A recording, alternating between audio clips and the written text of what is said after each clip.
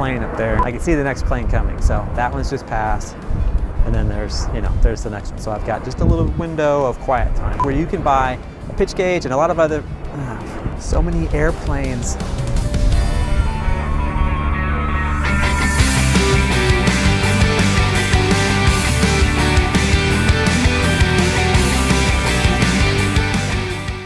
So here are the top 3 mistakes that adjusters make when they're using their pitch gauge. Number 1, using the wrong side. There's 2 sides to this thing. One side has degrees and the other side shows pitch. I can't tell you the number of times I've seen people take pictures of the degree side, and that's the wrong side. It doesn't tell us anything, and I have to, if you're telling me that it's a steep and you've got degrees, I'm gonna have to send it back to you.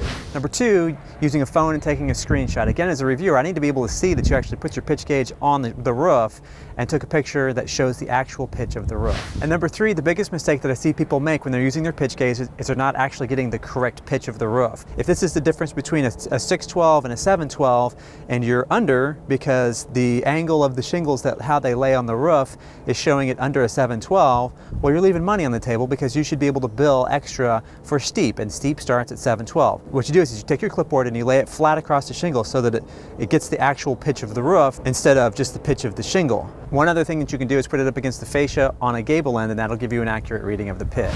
And make sure that if you go to a home improvement store and you buy a pitch gauge, that it doesn't have only degrees on it, because there are some gauges that you'll see that are blue that look just like a regular pitch gauge and they have only degrees. You have to make sure you look closely at it and make sure that it says pitch, otherwise you've wasted $8. Head on over to adjustertv.com where you can buy a pitch gauge and a lot of the other gear that I use. And thank you so much for watching, and thank you so much for the positive feedback. It really means a lot to me, and I can't wait to make more videos for you guys on how to be a CAT adjuster, how to be an independent adjuster, and how to handle claims. Please don't forget to like, share, and subscribe, and have a great storm.